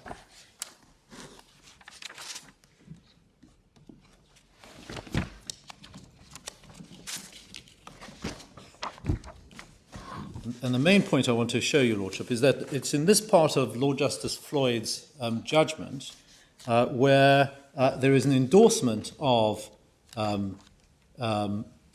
Justice Henderson's decision, but also, just looking at paragraph 36, the court will look to economic reality when deciding whether the defendant was enriched by money advanced by the claimant. So Lord Justice Floyd's judgment is very clearly based on economic and commercial reality. I think my learned friend accepts it, as was Lord Justice Tomlinson, and they are both judgments which are endorsed by the Supreme Court. Can I then invite your Lordships next to go to paragraph 62 to 64 in my Lord Newburger's speech. So just looking at you can actually skip 62 to 64 where you're dealing with the enrichment point. At paragraph 65, my Lord Newburger turns to the second question, was whether the enrichment was at the expense of the bank. Can I just pause a second? The assumption is there's a single transfer of value from the taxpayer to the tax authority. From the consumer to the tax authorities. There is a single transfer of value. It depends what your lordship means by transfer, because in a sense you can, just as one had in Menalao, and indeed in all the other transact cases, we have two stages. We have the stage of the taxpayer collecting the tax from the consumer, and then the taxpayer passes it on in circumstances where he knows that if in fact the tax was not paid by the consumer, he could claim the money back from the revenue. Now, I don't want to suggest that that's one single transfer in the sense of one, it happens at one stage, but it's certainly one transaction. I'm not trying to trap you, as it were, but there has to. I mean, Goffin Jones tells us that the whole law in this area is concerned with the reversal of transfers of value, and Lord Clark approves of that at paragraph 23 in the Supreme Court. Indeed, in that sense, yes, my lord, there was a single transfer of So value. there has to be a transfer of value between the claimant and the defendant. In this case, the ITC and the tax authorities. And the basis for the reversal of the transfer is that the transfer is defective by reason of an unjust factor. Now, I'm wondering if one's liable to get into trouble at that stage. The unjust factor in the as between the managers and the tax authorities could be put in terms of a mistake of law, or it could be put in terms of unlawful levying of tax. So far as the taxpayer is concerned, if your lordship is right, one could say there was absent the statute, a Woolwich claim or a DMG claim. Yeah. So far as the ITCs are concerned, they're not paying tax at all, so theirs can't be a Woolwich claim. We would accept that they wouldn't have a Woolwich claim. No. But if your lordship looks at the unjust factor, we would respectfully submit here, is that both make a mistake about the law. Indeed, the revenue makes a mistake about the law. People think that there's no exemption which is to apply here, when in fact there is one. And as a result, a payment is made of VAT, accounted for by the taxpayer to the commissioners, which, had everyone known the true position, would not have happened. No. So there is, in my respectful submission, a unifying. One can find a further one for the taxpayer, absent the statute. But there is a unifying just factor between the position of the consumer and the taxpayer, and the position of the taxpayer and the revenue. Thank you. I was just showing your lordships paragraph 65 to 68 of. We looked at these. You looked at, I'm not sure that your lordships have looked at these. I think we have. Second question, whether the enrichment was at the expense of the bank. Professor Burrough refers to the enrichment must come from, be subtracted from the defendant's wealth. I think just the points I would like to emphasise, my lord. Paragraph 66. So the bank would have the right to prevent the £875,000 being used to purchase the freehold if it had not been provided with a valid charge, even assuming, as Melissa asserts, that the bank had released to the Menalao parents £875,000 of the proceeds of sale of Rush Green Hall. The release was only on the basis that it would grant a charge over a greater quarter. And that goes back to the point I was making earlier of the connection between the two, being the release only being on the basis of something happening. And here the accounting for by the taxpayer to the commissioners only being on the basis that they would get paid.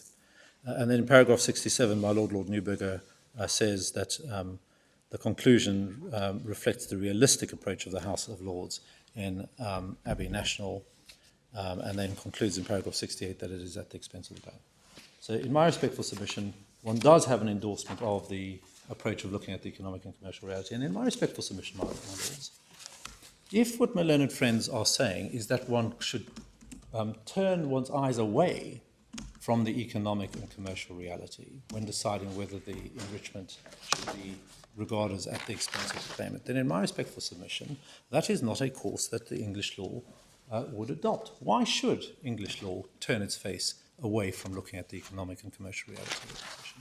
In my respectful submission, that is against every instinct of the English commercial law, which is to have English law, which is to have regard to commercial reality. But my learned friend's position is to say you shouldn't do that. Now, in terms of what is the reason why the learned judge in this case concluded that the nexus was as close as it could be, can I just take your lordships back to the analysis of Mr. Justice Henderson? So, core bundle tab 12.6, his analysis begins at paragraph 65, page 326 to 328.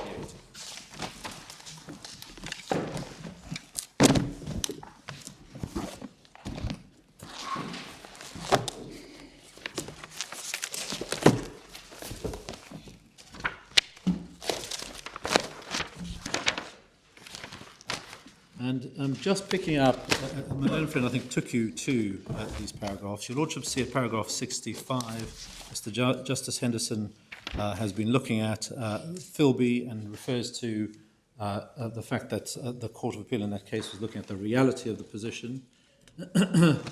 And then between paragraph 67 and 68, one has the paragraphs that one has seen quoted with approval in all the other cases that my learned friend took you to. If I can then just pick it up at paragraph 69, many of these considerations present no difficulty in the present case, no risk of double recovery. The claimants have in effect exhausted their remedies against the managers have obtained maximum payment. The learned friend took you through that. And then 71, Mr. Justice Henderson refers to the issue of causation, which he says is more problematic. Paragraph 72, he says... So, just on the question of double recovery, if you'd made a claim during the 3-year period when the managers could have claimed from the revenue, what would have been the position? Well, then we could no longer claim that anyone was enriched at our expense because the enrichment had been repaid. Well, no, supposing it hadn't yet been repaid. Sorry. Supposing it hadn't been repaid. So my lord is postulating a situation in which we make a claim against the manager. No, against the revenue. Against the revenue in Yes. circumstances where... Supposing you've fallen out with the managers and let's suppose this. they're Let's not suppose- interested in making a recovery from the revenue. I think you've already answered Indeed. it. I think you say it doesn't matter what they do, you can recover. Indeed. Posit a situation in which the manager makes an election to be bound by English law. Yeah. He's paid on the money to the revenue. The revenue have undoubtedly got the enrichment. There's no question that they've got the enrichment. The manager hasn't got the enrichment because he's paid it on. Well, you keep saying that. He's set off 25% of it against his input tax, which ex hypothesi wasn't entitled to do. With respect, we're positing a situation in which ex hypothesi he was entitled to do it, because we're positing a situation in which the manager elects not to rely on European law. Now, in that situation, if English law applies, and the parties are agreed that the manager could have elected to do this, the manager, you can take a difficult situation or an easy situation. Take the situation of the manager paying on £100. So the manager hasn't set off anything. In a situation like that, you don't have a claim against the manager because he has a defence of change of position. In my respectful submission, what I'm suggesting or submitting is that you should have a claim against the revenue. That's the only way in which the revenue will be prevented from being unjustly enriched. Well, wait a minute.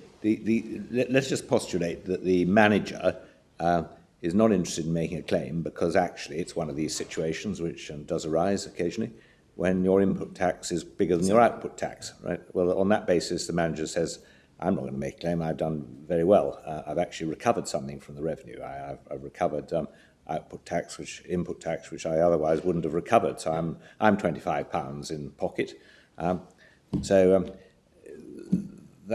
You come along and you then claim against the revenue, and you say you get another £100. So the revenue is then out of pocket for £125. With respect, I don't get another £100. We're taking a situation in which you're postulating. Let's postulate a situation in which there hasn't been a credit taken, and then we can look at the credit taken situation. Take a situation the manager elects not to, for whatever period, he decides he's not going to rely on direct effect of European law. English law applies. Yeah. He says, I want to take advantage of credit tax for periods different to the ones that you are interested in. I'm happy, I've passed on the tax. You can't sue me. I have a defence of change of position. The question is, what we know for sure there is that the revenue are sitting on £100, which it shouldn't have. and that I have lost £100 which I shouldn't have lost. That we know for sure. If my learned friend is right, that will remain the position. The revenue will remain enriched by £100, and it will be, you can call it at my expense or not, but it will certainly be, as a matter of reality, at my expense. Aren't you trying to have it both ways? One minute you say that these two transactions are integral, the next minute you say they've got to be entirely separate. I'm not saying because they're you must entirely ignore what happens between the revenue, the managers and the revenue. I'm not saying it's entirely separate at all. I'm saying that they're connected at the hip No, by the virtue of Section 36 and by virtue of the fact that the taxpayer's role here is to collect the tax from me and to pay it on. Everything else I'm telling you happens to be the law. The fact that there's an election, that doesn't mean that these transactions aren't joined at the hip. It means that if you're in a situation where English law has been dislocated from European law because the English state has not done what it should have done, which is exactly the position here, the manager has an election and he can choose to rely on English law. If he does that, it doesn't mean that the transactions are disconnected, but it does suggest that they're independent and they're not. It's not just one transaction anymore. But if it's set off the input tax against output tax against input tax, does the revenue actually, is the assumption in the question correct? One way or another, the revenue gets the benefit. Either the money gets paid over, or it's set off. Absolutely. I was going to come on to that. But there isn't a double count. There is never a double counting. No. And if the revenue lose out, there isn't a double counting because the revenue has benefited by using my £25 to discharge an obligation that it had to the manager. Would otherwise have had, exactly. Would otherwise have had. Well, in this case, Well, in that case it would had. have, indeed. Yes, but the £25, the taxpayer's £25 of output tax is not being remitted to the revenue because it's being set against what at the time was assumed to be the revenue's liability to reimburse £25 of input tax. Now, but it turns out that in fact, the tax legislation wasn't in conformity with EU law. The services supplied by the taxpayer should have been exempt, and therefore there was no right to reimbursement of the input tax as a matter of EU law.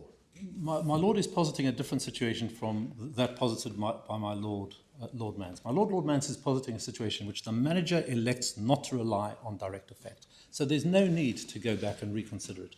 In that situation, these obligations exist and always will exist between the manager and the revenue. In a situation like that, even the revenue will accept that they do get the benefit of the £25 because it is used to discharge an obligation which they owed. There is no double counting. If the revenue are worse off, it is because their scheme has been dislocated from the European scheme so that people can still, the manager can say, I'm benefiting from my credit inputs here and I want to continue to benefit from my credit inputs. But in terms of my £100, the revenue has been enriched by that £100. And that is so regardless of whether all of it was in a sense paid over as opposed to being used to discharge a debt which the revenue owed the manager. And in my respectful submission, that is one of the strongest arguments for saying if that is the position if that is the position there, why should it be any different in the position where the manager does make the election, and as a result we do get some money back? Why should that change the common law position?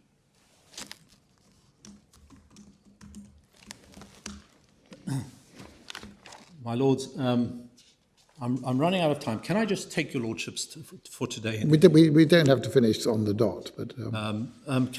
Your lordship sees paragraph 72, which is very important in Mr. Justice Henderson's analysis of why here there was, I'm going to call it a sufficient causal connection, but why the nexus here was such that he thought it was correct to say the enrichment was indeed at the expense of my clients. He says, on the other hand, the scheme of VAT is explained by the ECJ and Elida Gibbs and echoed by Mr. Justice Newberg and Sussex universities to impose the burden of the tax on the final consumer and to make the suppliers of the goods or services the collectors of the tax on behalf of the tax authorities. In other words, VAT is a tax on the consumers collected by the supplier and paid or accounted for to HMRC. Viewed in this way, the nexus between the consumer and HMRC could hardly be closer or stronger. In economic terms, the person at whose expense the unlawful VAT is paid to HMRC is indubitably the consumer. I remind myself at this point that at the expense of is not a statutory requirement, and as the subrogation cases show, it can be satisfied by reference to the underlying commercial reality of a transaction.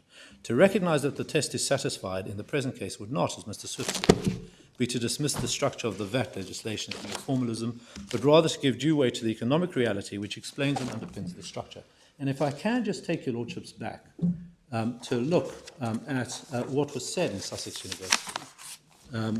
Your lordships, we can pick it up in Mr. Justice Henderson's judgment. We do have the authorities there. But if you go back to page 320,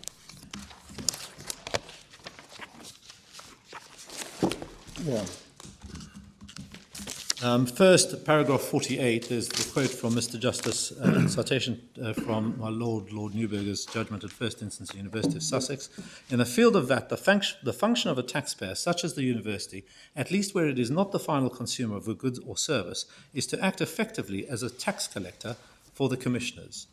Hence the credits for input tax and the debits for output tax. The payment of tax by a supplier en route to the ultimate consumer of the goods or services is effectively on account of the value he adds to the goods or services. The purpose of the return made by such a taxpayer can therefore be said to be to determine how much tax he collects on behalf of and therefore pays over to the commissioners. And then Elida Gibbs, it's really paragraphs 19 and 22. Yeah. The basic principle of the VAT system is that it is intended to tax only the final consumer. Consequently, the taxable amount serving as the basis for the VAT to be collected by the tax authorities cannot exceed the consideration actually paid. And then paragraph 22, it is not in fact the taxable persons who themselves bear the burden of VAT.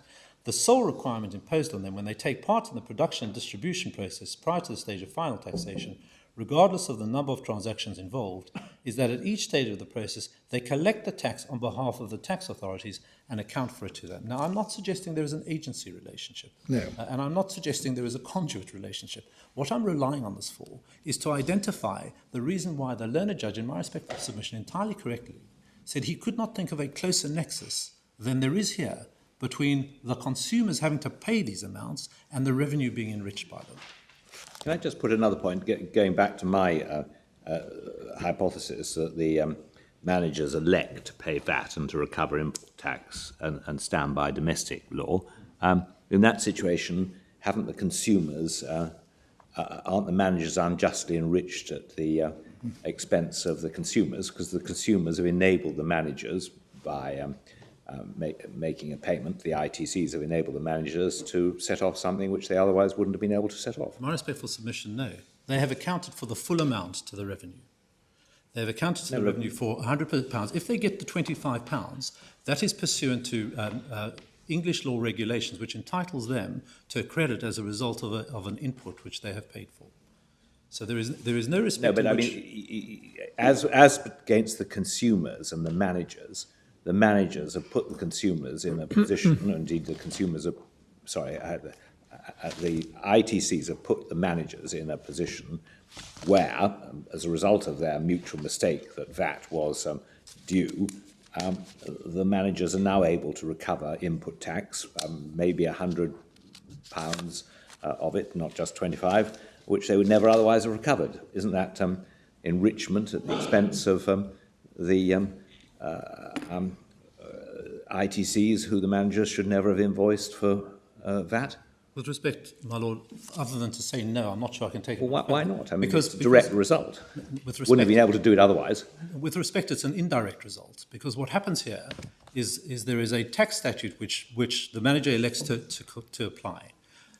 So the manager says, I accept that as a matter of EU law, you should not have had to pay the tax. But I have an election as a matter of English law, and I'm going to rely on my English law rights to continue to pay the tax. You have paid, I'm going to charge you tax, which you're not supposed to have to pay, which goes to the revenue. Okay? Whatever's happened has happened at your expense. You're £100 worse off. If you just look at it like that, in a situation which the manager is not claiming, he's accounting for the full amount, as he has to, of the £100, the revenue is certainly enriched. Certainly the revenue get the benefit of it. If the manager sits and claims a credit of £25, certainly the revenue is enriched by £100, £75 which has actually been paid, and £25 which has been used to discharge a liability.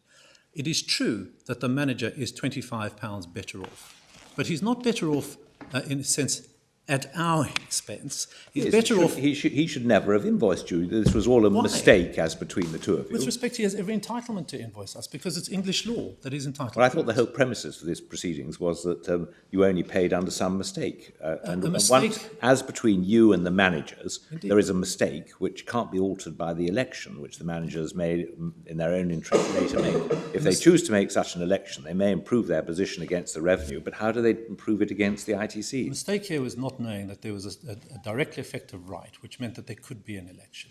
That was the mistake under which the payment was made. Now, as a result of that payment, in a sense, the example keeps getting complicated. But if that is the payment, if that is the mistake, we pay 100, assume the whole amount goes. Then the revenue is undoubtedly enriched at our expense. Let's assume that in a different quarter, the manager says, and the reason why the manager wants to stay subject to English law is because in a different quarter he wants to claim input tax, and he does claim input tax in that quarter. In what sense can we say, or can anyone say, that his enrichment by, if you want to call it as enrichment, his obtaining of that £25 is at our expense? It may be at the Commissioner's expense in the sense of being a consequence of a statute which shouldn't be as it is. But it's difficult to see how that's linked to us. So Why? you're not putting this on the basis of a change of position. You're simply saying that any claim by the ITCs against the managers for £100 would be met by a defence that there was no enrichment. By No, £100. with respect, it's a change of position because the manager has got the money and paid it on. So the person who's now sitting with the money is the revenue. Well, it's hardly a change of position to their advantage when it's greatly improved their position. The only basis on which they've managed to do so is that they mistakenly charged the ITC's VAT. With respect, I don't see how it's improved their position. If we still claimed £100 from them, they don't have that £100. It's been paid on.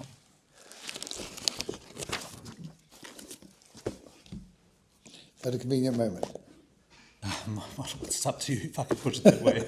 I'm very happy to take. What I was going to do is to take your lordship to mention Queen against Harvey, which is in the bundle, where your lordships endorse the Elida Gibbs approach which is the approach that is identified in the paragraphs. You want to refer to it for now or tomorrow morning?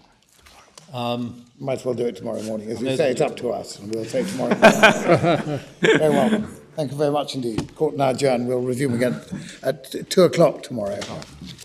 Thank you very much. Court now adjourned.